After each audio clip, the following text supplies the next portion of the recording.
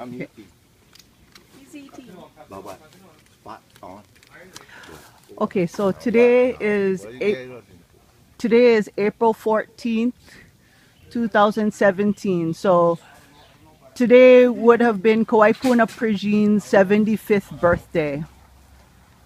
And he passed away on his birthday 25 years ago. Yeah, so, or 74th birthday, sorry. And yeah, it was 25 years ago he passed away on his 49th birthday. So, since you both knew Kawaipuna from back in the day, I wonder for the younger generation who might not have known him, if you could kind of share a little bit about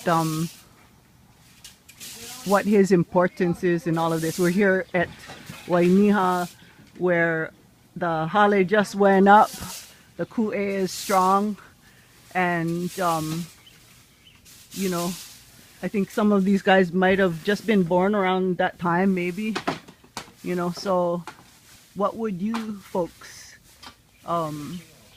what do you folks think is important about that, about his work?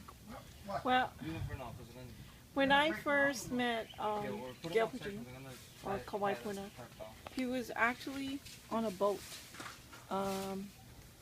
near the Ilikai boat harbor, and he was sitting next to an Antipilahi Paki. So I was pretty, not necessarily new to the movement, but in the thick of it all. And I believe the issue that night was about Koholavi and stopping the bombing there. Emet Aluli also was on board. So I think we were under the guidance of Antipalahi Paki that night. And I was just sitting there listening to him, but wondering who he was, what he was about, and where we were going forward with what it is that we were dealing with at that time.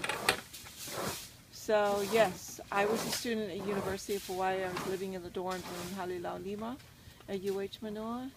I was asleep in my dorm when Kawaipuna burst at the Atherton building. So woke up the next morning, and I believe I went over to the place, and I believe, Laulani, you were the one that told me that he had passed, and it was just, it's taken me years to get over, you know, his loss. In actuality, it was Saturday he passed, yeah, I think. It was Saturday. Might have been. I don't remember what day, but I was with him the day before. I told him that I didn't want to do the march the next day, but I wanted to go up. And he said, sure, I'll meet you up there. And I said, okay. And he had to pick up his son at the airport. So that's why that day. And where was that you were going? We were going up to Halava. And Halava Valley, because what was happening at that time? The H3, the tunnel was being barreled. However, the other part to that was that they were going to carve into the hill on the women's side of the hill. And we said, Aole, they weren't going to do that. And sure enough, they had to go and do a little curve around the hill at that time. So it was actually, I believe, Gilbertine, Kawaipuna. There was a video before that, and and it's on YouTube, that was videotaped, and I think that really nailed it. He really nailed it. That was at the beginning of the occupation in Halava Valley, which he kind of helped instigate. Right. So I can still, it's okay, it's okay. I still remember within 1 week saying goodbye to him, storm, 90-mile-an-hour wind, pointing out to him the things that I saw at the lady was freaking out. She was standing in the house. She thought the whole thing was going to lift up. So, yeah, that was the last I went day. back, Last time I saw him was on a Friday. He did say a lot. I mean, Just, you want me to you know, on the table? Because what happened here is I Right. ordered a egg sandwich, you know, and I was sitting there with the egg sandwich in front of me, just and catch my eye. When this I time, asked you him. know I what looked mean? at him That's across the what I table, would and I use said, these "Are you for. hungry?" And he You know said, what? "Yes." So we cut the bread. We broke bread. Yeah. In Come other on, little words. guy. And I gave him half of my bread, and we both had our sandwich that day. And I still remember. Do you want me to Well, say? what kinds of things do you remember of him, like just generally in the movement? You know what? He was part of the AIM, American Indian Movement. This is what he told me and Hinano on the table that Friday evening. He said, if anything happens to him, that we are to go up to the AIM office and remove all the information for Hawaii. Yeah, from their cabinet, from their files. That's exactly what he said on Friday, the day before he passed. Yeah. So yeah. What kinds of things over those years between the time that you said you met him and that time? What kinds of things do you remember? It was in bits and pieces because he was such a burly guy, burly like like a big bear. So he's such a burly guy. I mean, I met Liko for the first time in Waimanalo at the library, Waimanalo Library, and I saw Liko walking in, and Kauai Puna looked at me and he acknowledged Liko, the importance of Liko's and Liko came walking in with a malu around him, and I thought he was like, oh, who is this guy? It was pretty interesting back then to see someone walking in with a malu and no shirt on in the evening to an OHA meeting. So it was quite interesting. Gail Jean, I guess the most important thing was stopping the bombing on Koho'olawe. And that was important at that time to us that we were going to do that. We need to take a look at the future. We need to stop the bombing everywhere in Hawaii, in our oceans, on our aina, just everywhere. Under our ocean is most important at this time. It happens here on Kauai, right off the shore here, for many, many years. Military doing Raython out here, the shoreline. So, and killing coral and killing all our underwater species. So it needs to happen throughout the Pacific. Somehow they need to stop bombing and training near our islands because it's dangerous and contaminating to our children. It makes our children sick. And yeah, so much for that. And he was a singer, like Liko here. He used to play music. He was kind of a big player. Yeah, and he came from the heart as well as his head. I mean, he was very rooted to whatever it is he did back then. Yeah, I do miss him all the time. Oh, my turn. Yeah. I'll take a break. Okay. Okay. Oh, Oh, you knew him very well. Well, yeah, we were kind of like Batman and Robin. Sometimes I was Batman, he was Robin. You know, I was Robin, he was Batman. And I'm not sure where exactly I met Kauai Puna.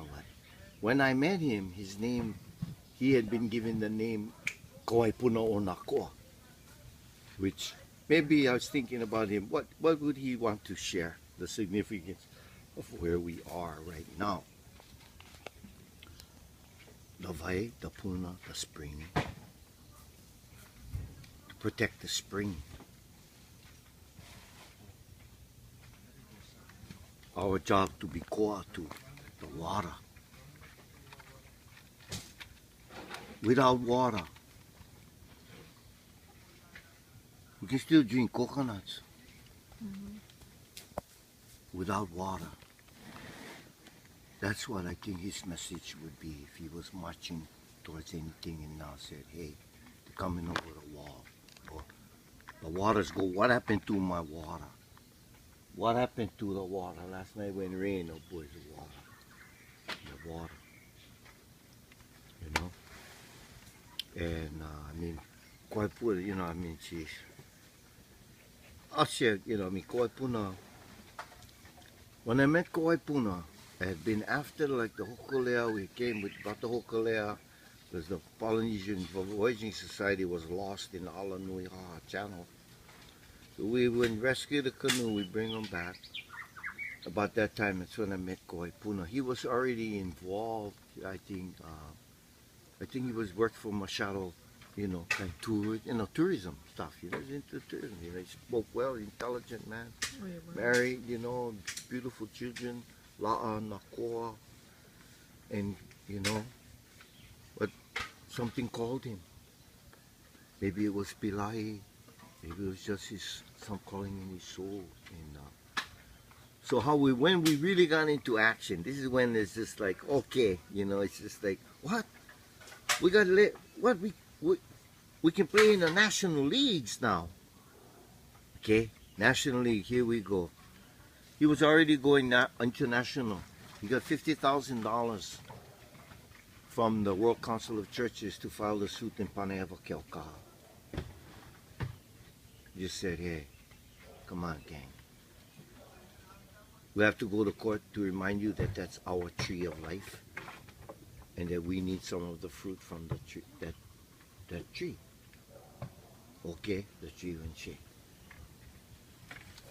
Then he got a 50,000. Then in the course of other things, and this is why he would have said, go to the, you know, the AIM office and get all the files on Hawaii, because by then, what he became aware of, which very, you know, few people at that time knew the extent of what we know now of who we are internationally and the whole thing. He saw the whole thing. He'd come home with he'd come home literally with boxes. He would have to mail boxes because he couldn't take it on the plane with him. Okay? So at the time, all of a sudden, he gets a $50,000 grant from the Ford Foundation. Ford Foundation, if you're out there listening, this is what your money did. He went and he paid for Melody McKenzie, I think even John Van Dyke, a couple of people, to go to the Library of Congress and to research the events leading up to January 17, 1893. And they went there. Because prior to then, there was not a clear record. There was not a clear story. You couldn't be, you know, look what happened to George. George walked with the executive order. After that, I'll tell you who you walk as. You walk as a native Hawaiian. And we got all into that trap. Yep. Okay, so we're back on the executive level now. Okay, we got some skin to shed since those days. Kept the people alive. You know, you get the grants under that distinction, but that distinction under them, under the foreign occupation law, makes us subject to the enforcement of that distinction, the exclusions that go with it, the restrictions that come, the limitations, because of our national origins and race, religion, and culture. Okay, that's where this is like, you know. So Kauai Puna comes back, boom, we get the thing, and this really wonderful person, layout person from New York, that actually came over, and he laid out the thing. And that was, and me, I grew up in all over there, so I just went and got the permit for Iolani Palace. They had no idea what was coming, but they've been walking backwards ever since then. Next time, then of course, you know, there was Kaho'olawe. The permit for Iolani Palace for that first Sovereign For the first Sunday. No, it wasn't the Sovereign Sunday. We didn't call it Sovereign Sunday. Right. But I mean, what became Sovereign Sunday on January 17th? Right. And, Okay, yeah, January 17th, yeah. The All Hawaii Stands Together rally So, that Yeah. you guys were Right, at, and and Uncle Kimo Mitchell and George Helm and all of that. So I'm just trying to get the history. Yeah. There's pictures of some of that. So the next thing now, let's see, what do we get involved in now? I remember us, going outside, Kaholavi days and stuff a little bit, like Puna, being out there on the boat, everybody diving around. He was like the floater on the water. We all were together. And we're very close friends. And I mean, his favorite food was Filipino food. But at the time of the All Hawaii thing, he got enough funds to have the office on King Street. I thought I was the secretary. In the military, I was an administrative specialist. Okay? I knew what he was working with. I typed letters. I went to the places to send faxes, this and that. That's how we worked together. And then when we went, the next time we really got to work on something was going to Washington, D.C. by invitation of the Alaskan delegations. Now, this is very, very important here because as our situation is, as it is, and the world is seeing it, there are other situations very similar to ours with respect to Alaska. Yes. Okay? It's funny, you go up to Alaska and you look at all the highways and it's like, you think you're back home. You think you look at the dockways, they've been displaced. But they can't, Alaska, if you're not in the house, a bear is going to eat you. So, but yet all of a sudden, they weren't a part of the Alaskan Purchase. And all this information, connection with Alaska, comes as a result of Hank Ostrowski. He took Edwardson. And so we get invited to go to a hearing in the Senate Hart Building because when the Alaska Native Claims Settlement Act came out, the suicide rate and death rate in the outside villages in Alaska shot up like it was 4th of July. And Senator Stevens was called on it, and they were required by a Senate resolution to conduct a hearing. What's going on there? Are we your prop? What are all these, what are all these drugs? Here comes the money. You get 10 people. The termination policy, and that's what is being proposed under the DOI. That's the rhetoric. That came from Alaska. The people who talk that, I wonder if they still talk that in the villages. Maybe not. I don't think they can get away with it now. They put us on what they tried to put in Alaska. So we together, yes, us, and this is one of Kauai Puna's greatest things that he was loved for. He did not just go out and speak only for Hawaii. He spoke for all. That's why they loved him. Like now, we must speak for all. Funny, I was coming through someplace just a couple of days before I came, this thing went happen. And I had my 7th generation indigenous ancestors bag, right? Now coming through the security, right? I was at the security, the TSA. And the lady says, "Are you one of those indigenous peoples?" And I looked at her and I said, "Well, aren't you indigenous? Don't you have culture? Where are your indigenous roots?" And she's kind of like, it's like, "Oh yeah. Hey, wait a minute. Yeah. Unity. The world. It's going to take the world. And Kauai Puna would be speaking for the world. But he was loved, and I met some of the people, I went to the kind, Russell means them, met some of them, and I've known them. I've had my own relations in some of the areas where he's gone. And, well, you kind of got to pick up the flag, when you see it down, And sometimes we're lucky to get more than one guy carrying the flag. Sometimes you don't even need one flag. You just do it. Because it's a humane thing to do. No matter what culture you're from, So, we go to Washington, D.C., right? Okay, here we are, flying in. My boy's 3 days old, Babu. He's born on the beach in Anahola. The midwife coming in to check on my wife. She said, "Well, what do you do for a living?" I said, "Well, I don't know, somebody could walk in the tent and next thing you'll be gone. The minute I open my mouth, my niece comes walking in the tent. Uncle, I got to take you to the airport right now. You got to be in Washington, D.C. in 3 days. And met people who I had never met at a hearing in Senate Hart Building.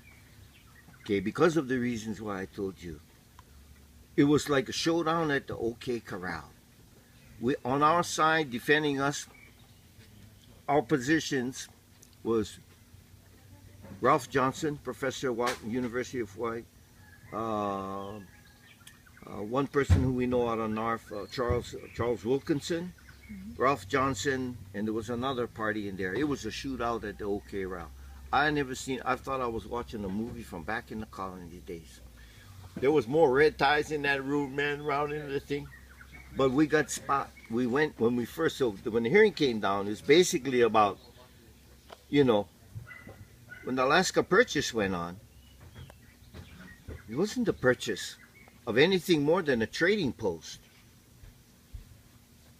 And it certainly didn't include the savages as the all the name, you know, Ohana there was referred to. Okay, that was clear out, and our situation with Hawaii. In other words, the war seemingly had ended, World War II, not in Hawaii, not in Alaska, and not in Puerto Rico either. Continued. Okay, so we come together, strength in numbers together. All Turtle Island, Mokuhonu too.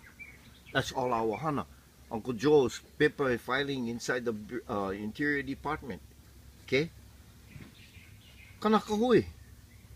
But the genealogies for the Hopi, genealogies for the Cherokee, that's our family. You may call them what you know you want, but we know who they are, and they're starting to know who we are too. Yeah, this is the world of Waikawai Puna. Okay, living now. So we get to the thing is this was quite Puna. We come into Dan Inouye's office, and he knows all the secretaries, of course, and they have to be courteous because he was big, he was tall, but he was not malicious. He'd walk in there with big stack of toilet paper. Good morning, Nancy. Oh, gee, I wonder if you could help me make Xerox copies of this stuff. And these are stuff that he's coming back from Geneva and stuff like that. And me, I'm sitting around and I'm just doing. Then I got my share of paperwork and stuff, and that's a couple of the real special times, you know, with Kauai Puna. We had him playing music and stuff, and living with him, and you know, when he used to shower up down at Ala Moana. And the one story about Kauai Puna I gotta mention, he had a car.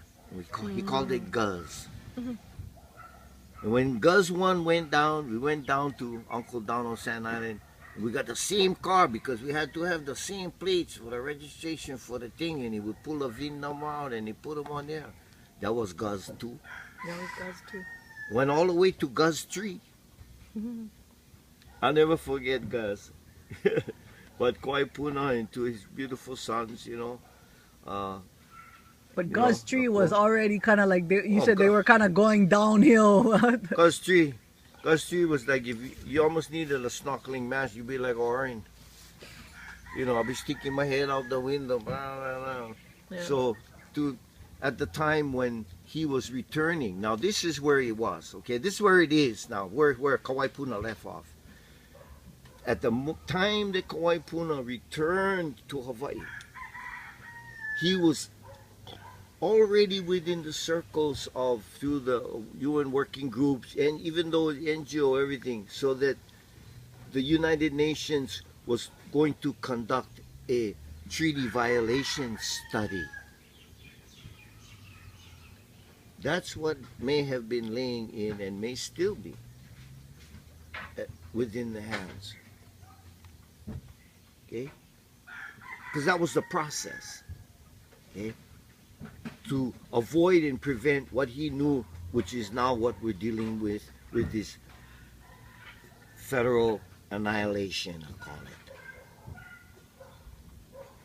Which side is tired of seeing you guys dying in it? We're not going to see you guys. You guys all go over there now. Welcome to South Africa. South Africa had to leave Namibia, 1970. These are the things that Kauai Puna knew then.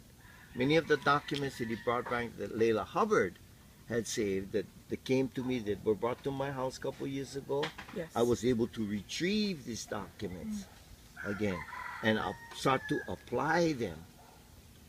Okay? And I applied them, we are. But you need external and you have to have internal. This is why I go. This is why I'm out there. Once you're out there, start being thoughtful. You know, sometimes there's certain don't need to be out there, but this is what it is. You know, it's either this or do anything you want, but you know. So this is a wonderful one day. We came this morning and just putting it up, even all the bamboo laid, the reeds went up. Yeah, we don't have to worry about the thing filling up with water. But the big rain will there's always some things you gotta wrinkle out. But peace is the process.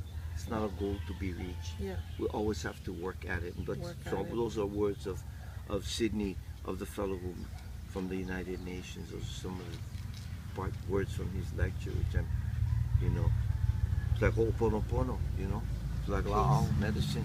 It's a process. You always got to work on peace. Peace in yourself, peace in your family, peace in your job, peace in your community.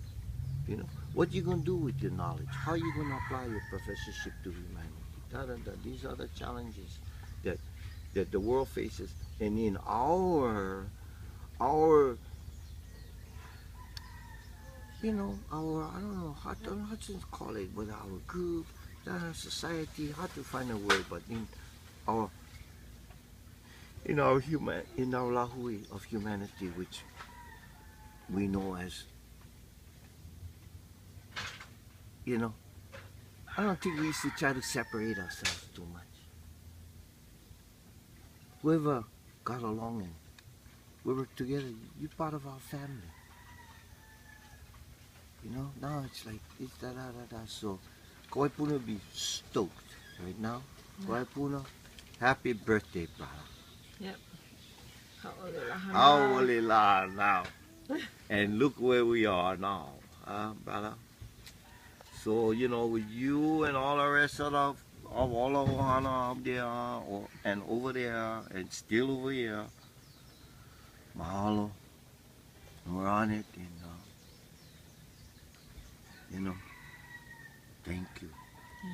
Thank you to his children. I've lost children out on my job. They lost their dad, So know that there's a sacrifice, and sometimes, things happen and you're called to do things. They call you. So have compassion and give comfort to those and respect, those who lost loved ones because of calling such as this.